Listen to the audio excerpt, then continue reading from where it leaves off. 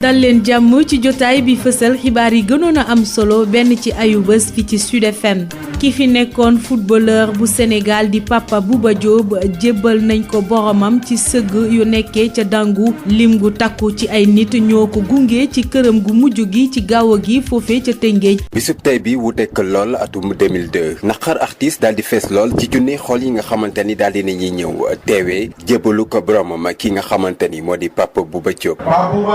yàlla boole ko ca ñaw yi teewoo ca taram. jullee bi daanaka ña ko teewee bëri nañ lool délégation ministérielle nga xamante ni jëwriñ ji ñu dénk wàllum tàggat yaram daal dina koy jiite kilifay gox yeex gox-goxaan yi bépp association sportive et culturelle bu nekk ci diwaanu Kër Tëngéej waaye itam génération 2002 nga xamante ni ñoom ñoo daal di partager kii di Papa Bouba Diop jaloore coupe du monde bi lee.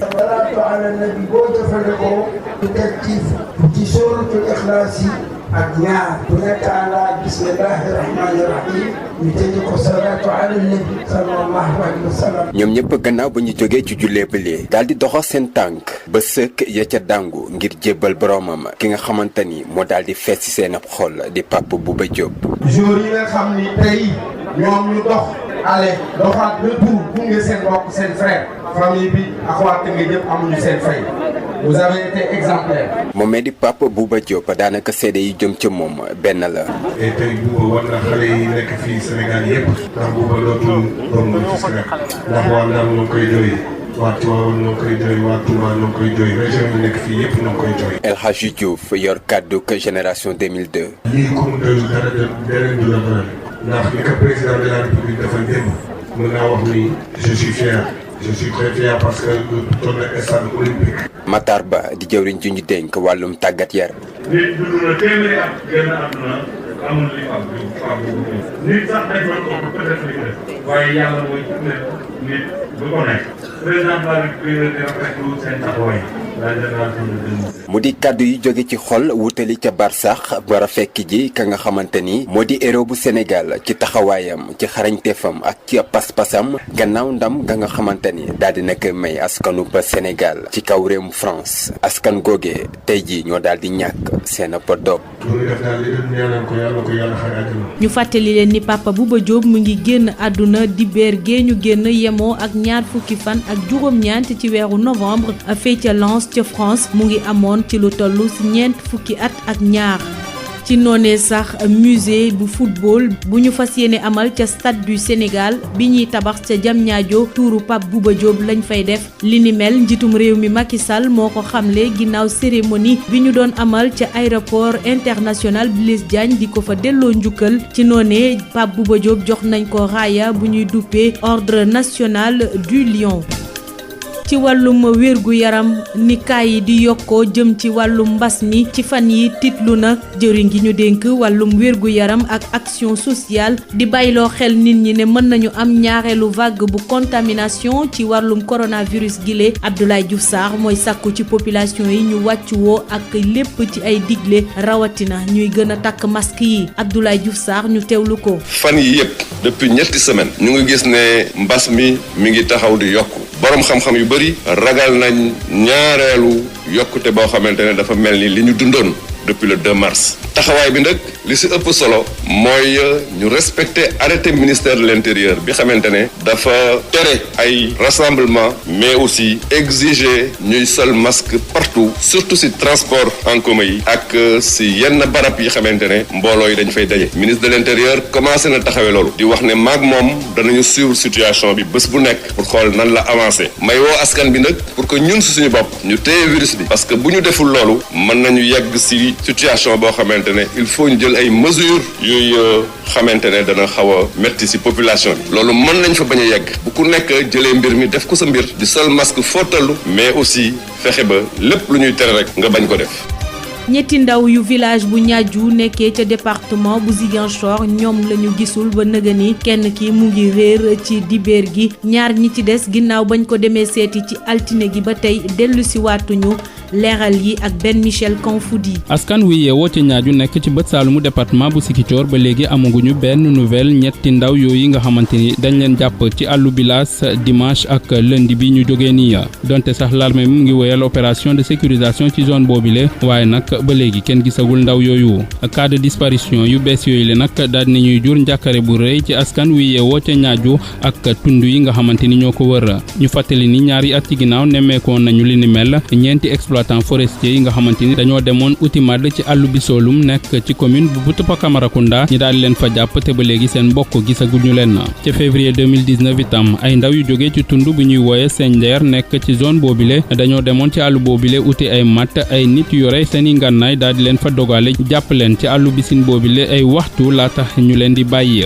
jëf yooyu ni mel te ñu koy faral di def mu nekk ay nit yu yore seen ngànnaay boo moytuwul dina gàllankoor dynamique retour population déplacée yi nga xamante ni tàmbale woon nañu dellu ci zone boobu te amoon yaakaar dekkiluwaat seen économie ci zone boobu yi nga xamante ni ay at ci ginnaaw dafa nekkoon bërëb bi nga xamante ni l'armée bu Sénégal ak wéy fipp yu MFDC dañ fa daan faral di jàmmarloo bu baax a baax. ci ndorteelu benn ci ayu bés bi juge Souleymane Teliko blâmé nañ ko verdict bi ñi ko joxe moo di conseil de discipline bu conseil supérieur de la magistrature ñu fàttali leen ni Souleymane Teliko di président bu union des magistrats du Sénégal moom ñi ko doon atte moo di conseil de discipline ginnaaw ay kaddu yu ñagas yu ñu jàpp ni da ko yëkkati jëmle ko ci ay magistrats naka noone ci institution judiciaire bi. émigration clandestine ñaar ci ay atu kaso loolee mooy verdict bi nga xamante ni procureur bu tribunal bu grande instance bu Mbour sàkku nañu daan ko bàyyu xale boobee di wuyoo ci turu Doudou Faye te mu ñàkkoon bakkanam ci Méditerranée bi naka noone yeneen ñaar ci ay waajur ñoom it toppee nañ leen nag li ñu jël bakkanu seeni doom def ko ci xottu gerte Moustapha Sall. ñaari atu kaso moom la procureur laaj ñu daan ko ñetti père de famille ñi nga xamante ni ñoom ku ci nekk dafa jëloon doomam daal di koy jox paas ngir mu daal di dugg ci gaal gi dem ci réewi tugal ñoom loolu lañ leen di toppee ñoom day seen avocat ci kanamu tribunal bi mu wane ne ñoom defuñu dara nañ leen bàyyi ñu ñibbi seeni kër. Maître Abdoulaye Tall. ñoom ñett ñëpp ñu jar a maskawu nañ parce que kenn ki ñàkk na doom yeneen ñaar ñi doom seeni doom demoon nañ yàlla def na si ndox mu sedd ñibbi si waat nañ ci ay conditions yu métti mais li may wax foofu leeral ko mooy yóbbuwuñ seeni doom pour ñu jàmmaarloo géej gi pour faatu ci géej ba ñuy yóbbu seen doom yóbbuwuñ ko parce que dañ doon jàppale ñu doon organiser non ñoom ay client lañ ñenn ñi dañoo génn xaalis joxe keneen ki proximité familiale bi am ak organisateur moo tax doomam mën a dem d'autant plus que doom ji dem sax majeur la même bu bëggul woon doom ji bu ko neexee mu dem parce que le majeur war ñu leen a considérer comme ay délinquant bii mooy ñoom ñëpp kalaame nañ seen innocence nee nañ liñ leen di toppee nanguwuñ ko procureur liggéeyam lay def bu demander à ce que 2 ans d'emprisonnement ñu appliqué ko comprendre naa ko parce que tamit procureur dafa nekk koo xam ne mooy le garant de l'ordre public et de la stabilité sociale mooy ñoom defuñu te am naa yaakaar ne incha allah talaata bii di ñëw dinañ leen bàyyi. moom sax mu yokk ca ne ñii day ay victimes lañu maanaam lii dafa ñëw dal ci seen kaw. wax naa ko te dama koy répété lu ma wax dama koy assumer mais dama ne ay victime lañ non seulement victime lañ ci politique publique bu dee ba géej mënu kaa jox suturaam mais mool ma boo jaayee géej gi victime la wax nañ ko sax société mooy lan dañoo am complexe Barça dañoo am complexe Italie dañoo am complexe yeneen dëkk Europe yi te xam nañ ni foofu dara amatu sax mais société bi ñoo ñëw taxaw moodu lañ ku moodu am na fi ne teg ku moodu am na fi ne teg. avocat yi nag laajoon nañ liberté provisoire maanaam bàyyi néggandiku tribunal bi da leen koo bañal mbir mi nag dogal bi dana wàcc juróom-ñetti fan ci weeru décembre bii ñu nekk. fii la ñuy ndax képpee jotaayu xibaar yi gënoon a am solo benn ci ayu bés fii ci Sud FM seen rajo dig daje dibeer bi di ñëw. Bienvenue à toutes et à tous, vous écoutez la rétrospective des faits marquants de l'actualité de la semaine sur Sud FM. L'ancien international sénégalais Papa Bouba Diop repose désormais au cimetière de Dangou. C'est une foule immense qui l'a accompagné à sa dernière demeure ce samedi à Rufisque. L'on se souvient de ce vendredi 31 mai 2002, c'était la liesse totale ici aux HLM de Rufisque. Des milliers de Sénégalais qui avaient envahi le domicile de Papa Bouba Diop, célébrant la victoire des Lions face à la France, mais aussi remerciant leurs héros. Mais aujourd'hui, l'ambiance est tout à fait différente. C'est un climat morose, un climat de tristesse qui habite la vieille cité, notamment ce quartier qui a vu grandir le héros de 2002. La prière mortuaire de ce samedi a été assistée par une forte délégation ministérielle, avec à sa tête le ministre Matar Ba, le président de la Fédération sénégalaise de football, Augustin Senghor, les autorités locales, mais aussi les générations 2002 et 1963. Avec une forte mobilisation des ASC de Rufisque. ñu teg ci sóoratul Ixlaas yi ak ñaar bu nekk àndaa bismillahi rahmani rahim ñu tëj ko salaatu ala nabi sallallahu alayhi wa sallam. Après cette prière mortuaire, c'est la procession qui accompagne le cortège funèbre conduisant la dépouille de Papa Bouba Diop à sa dernière demeure au cimetière de Dangu. jour yi nga xam ni tey ñoom ñu dox ale doxaat le tour gunge seen mbokk seen frère famille bi ak waa Tëngéej yëpp amuñu seen fay. Vous avez été exemplaires. Les témoignages sont unanimes. ndax waa Ndar ñoo koy jooy waa Tivaouane ñoo koy jooy waa Touba ñoo koy jooy région yi nekk fii yëpp ñoo koy jooy. El Hadji Diouf, porte-parole de la génération 2002. donc pour vous dire rek ni lii bu ma bëgg tey jii moo doon union des cœurs na xool yi nekk benn ndax tey jii Sénégal dafa war a dem jeu jëli Coupe d'Afrique bii di ñëw Cameroun pour benn raison pour que Bouba Diop mën gën a tàlleeku. Matar Ba, ministre des Sports. nit dund na téeméeri at génn àdduna amul li am lu faamu président de la République di rafetlu seen taxawaay la génération de 2007. Aujourd'hui, c'est la tristesse et la désolation qui a accompagné Papa Bouba Diop à sa dernière demeure au cimetière de Dangu, ici à Rufisque. ñaan itam Yàlla subhanahu wa taala li nga xam ne moo di yërmandeem ak njëggalam ak xarit ko aljanna jannatal firdaws. Pour rappel, Papa Bouba Diop est décédé le dimanche dernier 29 novembre à Lens en France à l'âge de 42 ans. Justement, le musée du football qui sera érigé au stade du Sénégal à Diamniadio va porter le nom de Papa Bouba Diop. L'annonce a été faite par le chef de l'État Macky Sall lors de la cérémonie d'hommage national. L'ancien lion a été élevé à titre posthume au rang de grand officier dans l'ordre national du Lion. Tu nous as comblés de joie, de bonheur et de fierté. Tu as honoré ta famille et ton pays. Tu as rempli ta mission sur terre. Nous te serons éternellement reconnaissants. Par ton œuvre grandiose, tu ne mourras jamais. Nous te garderons toujours dans nos cœurs. Ton souvenir restera à jamais gravé dans nos mémoires. Et pour honorer ta mémoire, j'ai décidé de vous élever à titre posthume à la dignité de grand officier dans l'ordre national du Lion et également d'offrir ton nom au musée du football qui sera érigé très prochainement au stade du Sénégal à Diamniadio. En tant que croyants, nous acceptons le décret divin. Nous prions Allah le Tout-Puissant de t'accorder sa grâce, de t'ouvrir grandes les portes du paradis et de te placer parmi ses élus. Que la terre de ta chère ville natale de Rufisque te soit légère.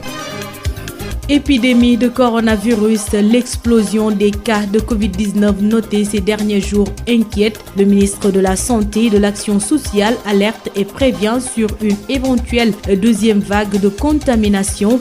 Abdoulaye Diouf Sarr appelle les populations au respect strict des gestes barrières, notamment le port du masque. Abdoulaye Diouf Sarr, que nous écoutons. Nous ne sommes pas à l'abri d'une seconde vague avec les dures conséquences qu'elle entraîne. C'est pourquoi nous devons rester vigilants et veiller au respect strict des mesures barrières, surtout le port de masque. Je voudrais saluer les actions menées par mon collègue ministre de l'Intérieur suite à la rencontre du CNGE en vue de faire respecter le port du masque dans certains lieux publics et privés et dans les transports. Ces efforts doivent être poursuivis et accentués. Je voudrais appeler à la mobilisation et à l'engagement de toutes les populations pour qu'ensemble nous puissions freiner la propagation du virus par nous-mêmes afin d'éviter la prise de toutes mesures contraignantes.